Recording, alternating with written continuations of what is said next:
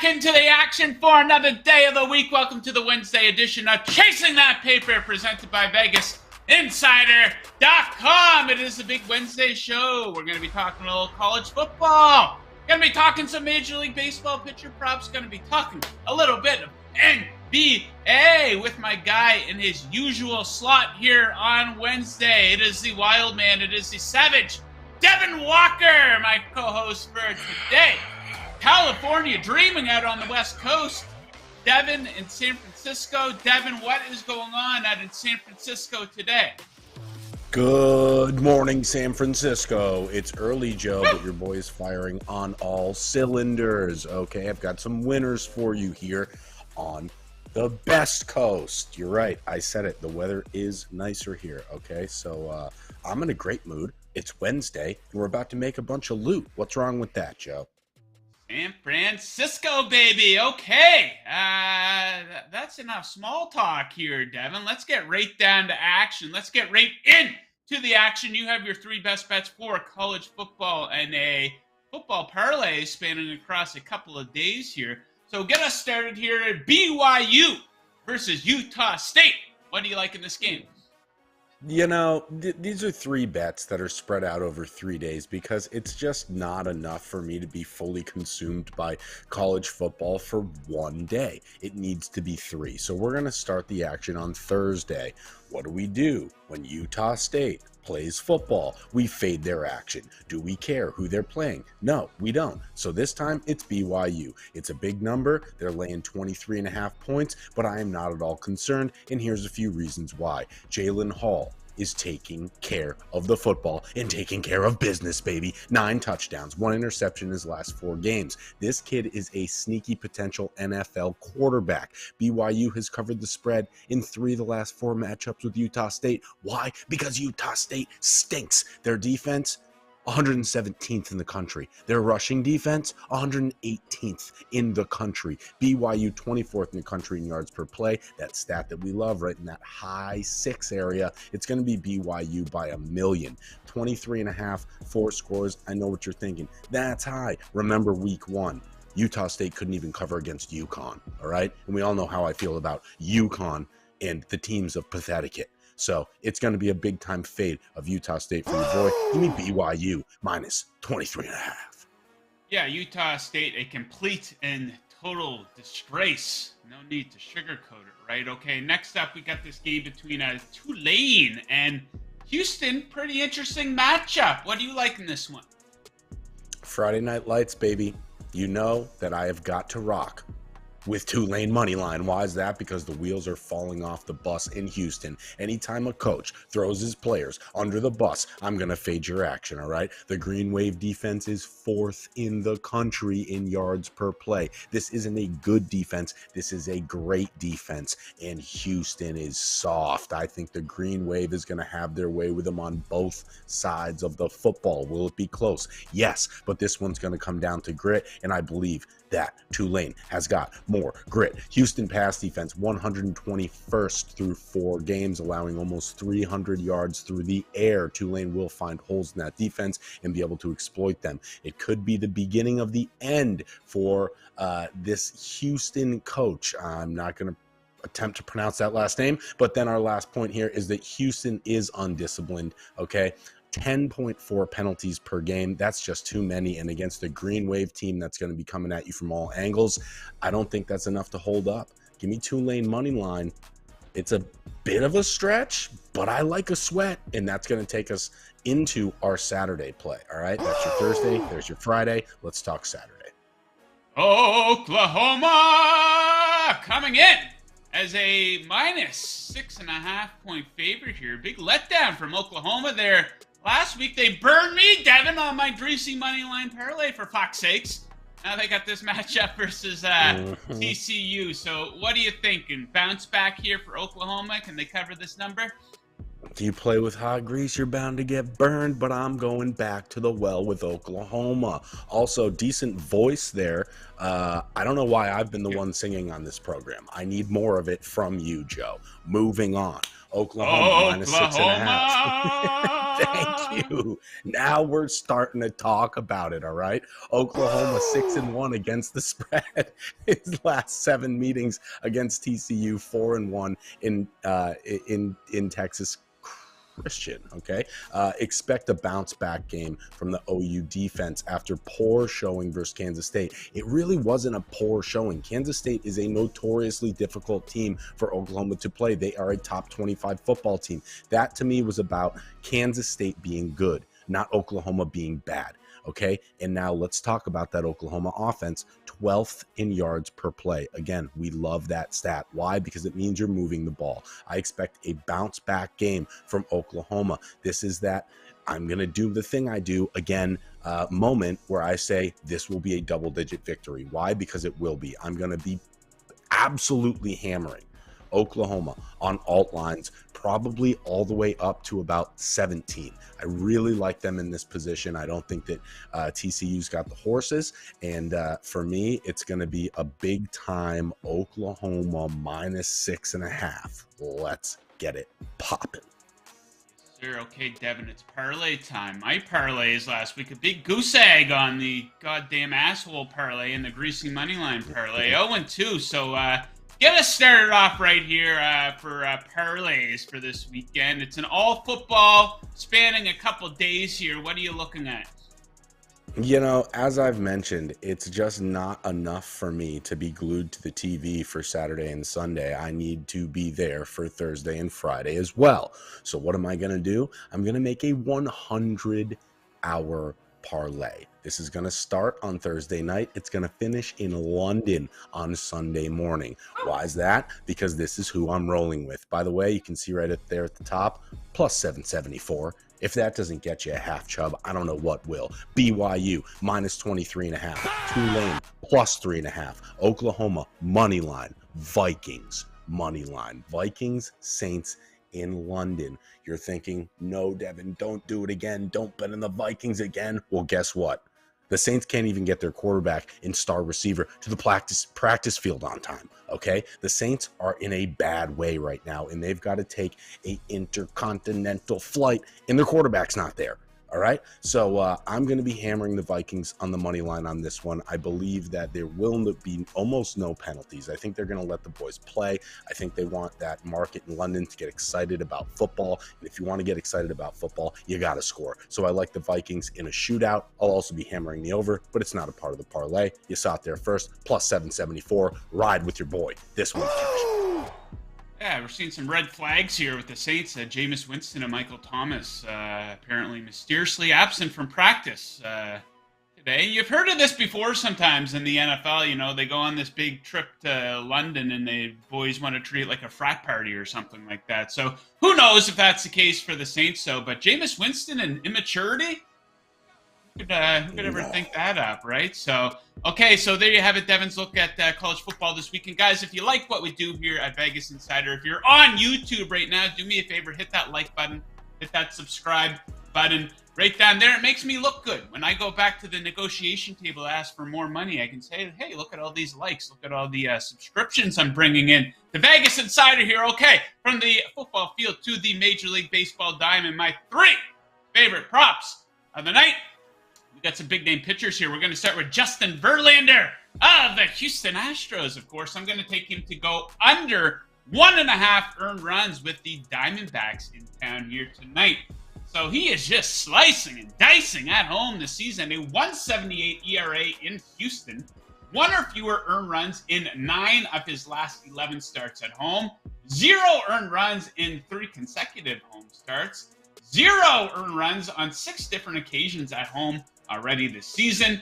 He's got a D-backs team that he can absolutely slice and dice tonight. Arizona ice cold, dead last in OPS in Major League Baseball over the last 2 weeks. Next up, bit of a sneaky spot here maybe. I'm going to take Garrett Cole to go over 1.5 walks tonight in Toronto. This one coming in at even money.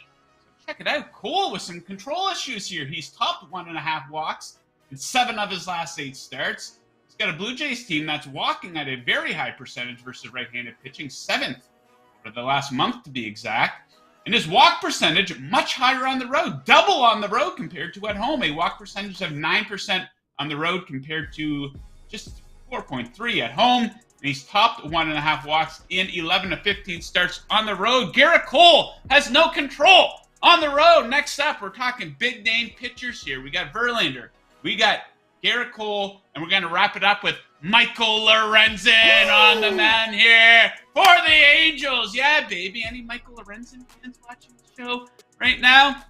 And guys, we got another walk prop. And some people make fun of me because of these. These things have been hitting left and right. The name of the game is winning fucking money around here. So that's what we're going to try to do. Michael Lorenzen, take him to go over 1.5 walks. Walks. It looks like a lock. Coming in at -110, so he's topped this in 13 of his last 15 starts, including 6 straight. A's, surprisingly, showing a little bit of a decent plate discipline here. 10th in walk percentage over the last 2 weeks. And quite simply, this man cannot be trusted. He has serious control issues. Give me Lorenzen to go over 1.5 walks. So there you have it. 7 total bets from Devin and I. If you're looking for a place to place these bets at, I highly recommend placing these bets over at BetMGM. Let me tell you a little bit about them. So kick off the new pro football season with the king of sports books from now until this Thursday. Sign up with BetMGM using bonus code VIBONUS50, and you'll receive $50 free on sign up and a risk-free bet up to $1,000. That's VIBONUS50, all one word, no spaces. Your first wager is risk-free up to $1,000. Visit BetMGM.com for terms and conditions. BetMGM, the king of sportsbooks. Bang! Bang! It's good! Walk, prop, and lock it. Walk, prop, and lock it. Head That's on right. over to BetMGM. Lock in some locks for the weekend, right? It's all about walk okay. props.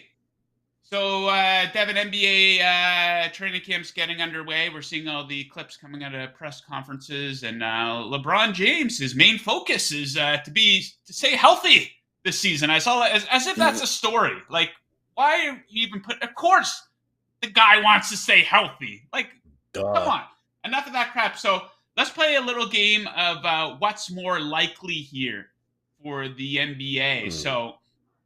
The 2 most polarizing teams entering the season, of course, are the Nets and the Lakers. So what's more likely? The Nets winning the NBA championship or the Lakers winning the NBA championship? Oh, it pains me to say this because there are not 2 less likable players in the entire NBA than Kevin Durant and Kyrie Irving. But I got to go with the Brooklyn Nets on this one. I think LeBron has got little to no gas left in that tank. I don't think the addition of Patrick Beverley is going to do much. Russell Westbrook stinks, and you know, when you're tens of $1 million a moment center can't stay healthy, and Anthony Davis, that's not a recipe for success. So for me, although I believe the East to be the stronger conference, I just don't see a world where the Lakers make a deep run here. I can see with the addition of Ben Simmons coming back, if Kyrie and Kevin get on the same page, that still is a big 3. So I'm going to go with the Nets on this one. Much more likely to win an NBA championship. Yeah, I tend to agree. You know, you have the health issues of the Lakers versus the drama issues of the Nets. You think the drama issues might be easier to overcome? Like Anthony Davis, he's missing 25 games this season. It's just going to happen. Okay, so sticking with these 2 teams, Devin, what's more likely to happen?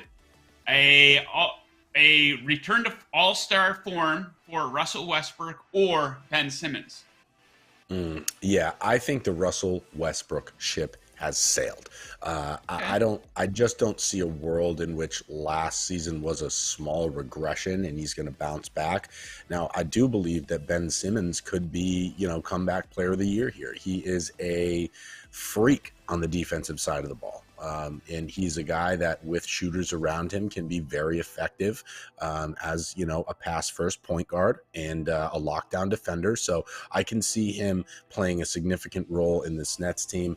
I can't see Russell Westbrook playing a significant role out there in LA. There's talk of him coming off the bench. I don't think that's going to rub him the right way. People are going to dare him to shoot. He's soft mentally. I mean, the list goes on and on and on. So Westbrook will be back, and hopefully we'll be seeing a Ben Simmons of the past, because it was entertaining, right? And this East Coast is no joke, so they're going to need him if they're going to make a run. He's a very important player, so I got to go with Ben Simmons on this one. Potential all-star, I don't know, but could be. Yeah, once upon a time I was a Russell Westbrook apologist, Devin, but not so much anymore. Yeah, he's got to agree to come off the bench here. I think that'd be a good strategy for the Lakers too. A different change of pace up compared to when the starters are on the floor. Okay, so the last two teams, Devin, to lose in the NBA Finals, some question marks around each of them, the Phoenix Suns and the Boston Celtics. So what's more likely to happen this season? The Celtics making it back to the finals or the Suns making it back?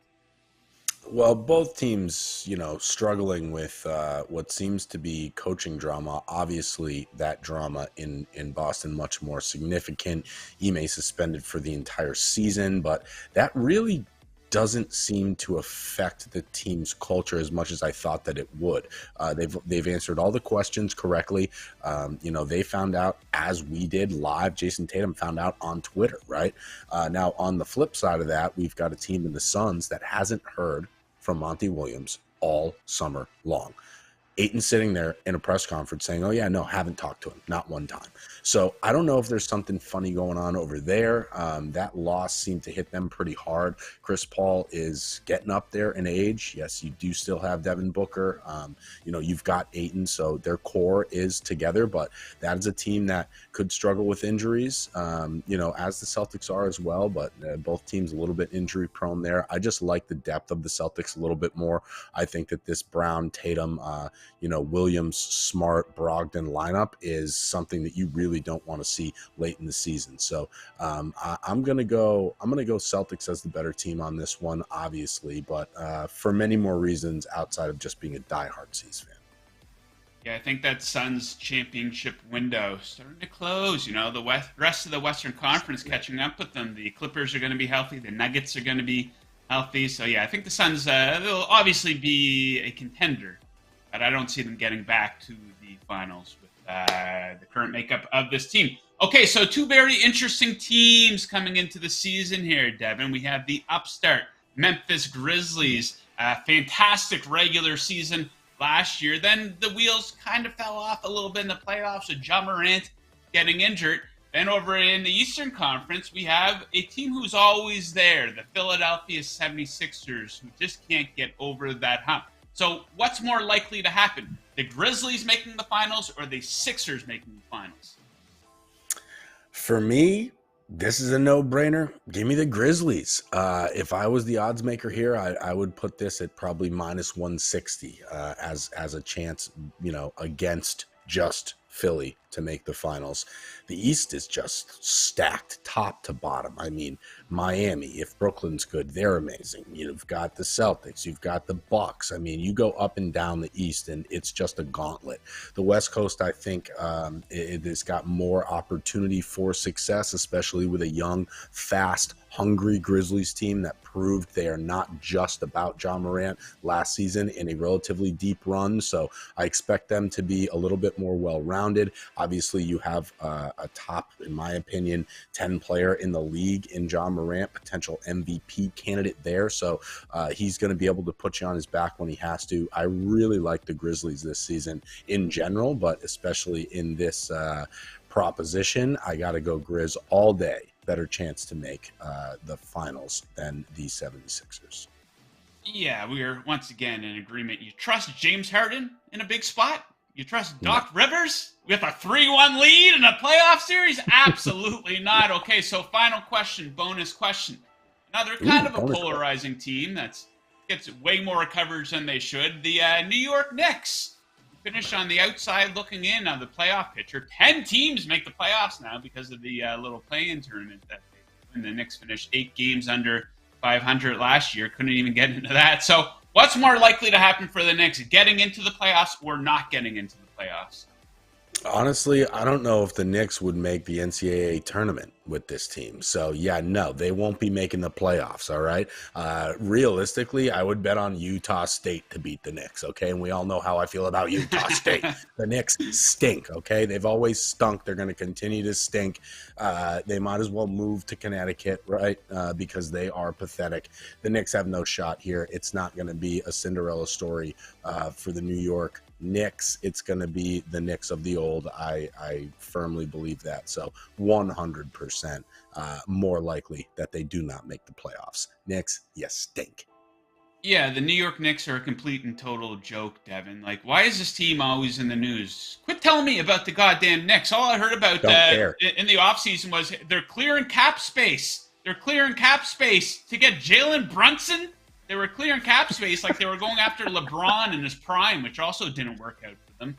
So, yeah, the Knicks are just, they gave us a little bit of light there in 2020. They had a decent run during the regular season, but it's not happening. They're going to tear it down again. They're always stuck there, not even in the middle, below average team. They can't draft right. They can't attract free agents anymore. So, complete and total joke there for the New York Knicks. They're not getting in to the playoffs. Okay, so if you like what we do here at Vegas Insider, make sure you are checking out the Vegas Insider app. We've got up-to-date, easy-to-navigate odds for every major sport.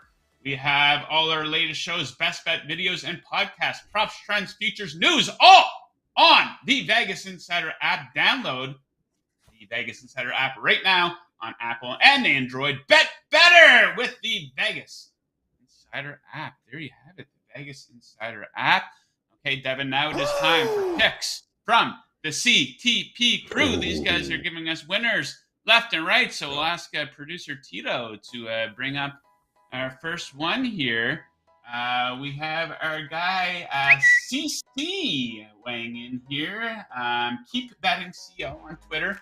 Air Force and Navy getting after it. He likes the over 37 in that one. He's fading the Service Academy unders notion. I've heard of this, as it has pushed this number down for years now into the 30s. Air Force 24th in the nation in points per play, averaging 37.7 points per game. Navy, a couple stats on them there. So what do you think about this one? The big Navy Air Force at total. That's pretty low, Devin, 37. I absolutely love this. Who's this guy? Keep Betting Co. Yeah, well, you want to know what? I will keep betting with you, pal, because over 37 looks like a gift. I watched actually both these teams early in the season, and they look like they've got kind of potent offenses. So obviously they're going to keep it on the ground. Neither team's going to be throwing a lot, but I expect them to break a few big runs, and 37 is way too low. I'll be hammering the over. Thanks, Keep Betting. Yeah, there we go. Okay, next up, baseball field. We got our guy, a regular here in this segment, Sean Mitchelson. We thank him for contributing and watching the show. Hopefully he's watching the show and not just throwing these out there. But yeah, give this guy a follow if you like your baseball bets. And he likes his D-backs Astros under 3.5 in the first 5 innings, minus 140. Great pitching matchup.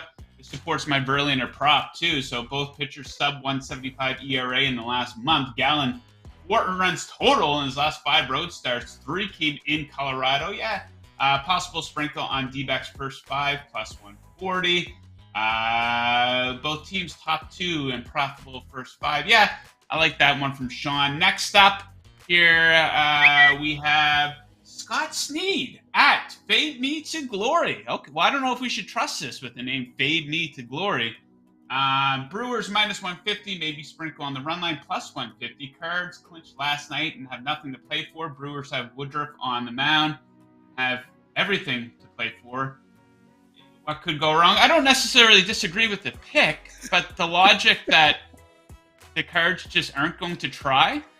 This is a divisional opponent that they're trying to keep out of the playoffs here. Quintana's been all right on the mound. So yeah, the Brewers very well could win, but I don't think that's going to be because of a lack of effort from the Cardinals. So Fade Me to Glory. I don't know about that one. We wrap things up here with Ethan Zine. That's how you pronounce it. So the Yankees clinched the division yesterday, and next game is at home, where they would rather Judge hit 61, and they are almost certain to. Really?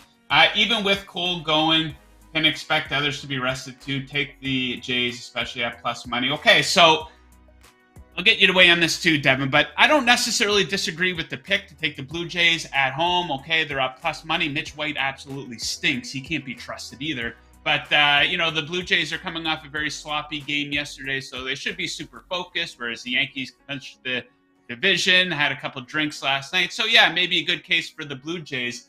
But his point here about they would rather Judge hit 61 at home, and they were almost certain to rest him. You do not fuck around with this Aaron Judge. He's gone 7 days now, Devin, without hitting a home run. So he's got the weight of the world on his shoulders. You don't think this is front and center in his mind when he's up at the plate? The Yankees are not going to rest Aaron Judge in this game. They cannot mess around with that. So, Devin, a couple of tweets there talking about, teams necessarily not trying, no motivation. What do you think of that type of handicap and specific to this Aaron Judge analysis?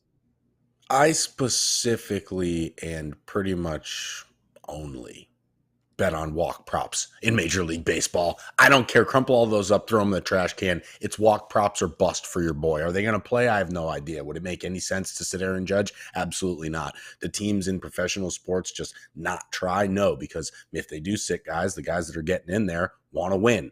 Obviously, right? They're going to get a lot of opportunities. They're going to try as hard as they can. So the only point that I would agree with there is the one that you made, which is maybe they were tipping a few cans last night, could have a residual hangover there. Maybe, emotionally the Yankees won't be there fully, but Judge will be playing. I can guarantee that. I just like Toronto there because I think, the Blue Jays, as I said, they're my sleeper team to win the World Series. I think they're a good team. They rarely lose back-to-back games. So give me the Jays at plus money all day, but walk props are bust. Yeah, no offense, guys, but, Devin and I we're real guys. We're going to tell you the truth about how we feel around here. So, yeah, go Blue Jays. Garrett Cole, he comes out there with the occasional stinker. Absolutely. So, yeah, we will be rooting for the Blue Jays at plus money tonight. Okay, so it is now time for today's Handicapper Heat Check presented by VegasInsider.com, your home for the best expert picks in the business since 1997. So today we recognize Tim Michael, who can be found on Twitter at LessChalk. Tim is mining MLB gems with a 7-2 record over the last 8 days, extending his win streak on the diamond to 21-9 for his last 30. Tim, tearing it up here. So save $10 on Tim Michael's MLB best bet by visiting the link in the description below, then clicking Tim's promo on the Vegas Insider homepage. The $10 discount will be applied during checkout. That's today's Handicapper Heat Check. Stay hot, bettors! Woo! Woo! Woo! Tito really going to the well there with the Ric Flair. Woo! Woo! Yeah, fair enough. I need one of those photos of me in front of that fire. I guess I have to start hitting bets first in order to be the heat check. But I just want that. I want that image. I want me in front of a giant fire. I think we can accommodate that for you, Devin. So, Devin, what do you have coming up here at Vegas Insider? A lot going on this type of year. All the college football stuff, your real world, your podcast. So, what can our viewers look forward to from you? Oh, man, besides jet setting all over the country here, I've got episode 4 of Bet on Devin coming up today with a very special guest. I don't know if I should even say this, but I'm going to do it anyways. It's Big T, but we're not calling her Big T anymore. We're calling her Chef T, okay? She's going to be coming in live from London. Why? Because we're playing an NFL football game in London on Sunday, baby. So I had to go across the pond and get one of my closest friends to join me today on Bet on Devin. So look out for that. And I'll be right back here next Wednesday because we're about to win out today. When that 774 hits, okay, just follow me on Twitter. Say, thanks, Dev. I appreciate it. And I'll put another one together for you next week. Joe, I appreciate you, brother. Let's keep this train a rolling, baby. Absolutely, my man. I appreciate you as well. So, yeah, a lot coming up here at Vegas Insider. Make sure you check out Down to the Wire, 6 p.m. Eastern, right here on the Vegas Insider YouTube channel with Joe Madden tonight. And I'll be back tomorrow. Of course, this show's Monday through Friday, and it's football season. I'm not taking any days off. Very special guest. Ian McMillan will be out. He has a court appearance. He's been accused of a crime that I won't get into right now. That's his private business. But I will be joined by my old buddy, Gilles Gallant of the Action Network. The Touchdown Prop King will be with me to break down what looks to be a very exciting Thursday night football game. So there you have it. Good luck with your bets tonight, unless you are fading us. And as always, keep chasing that paper.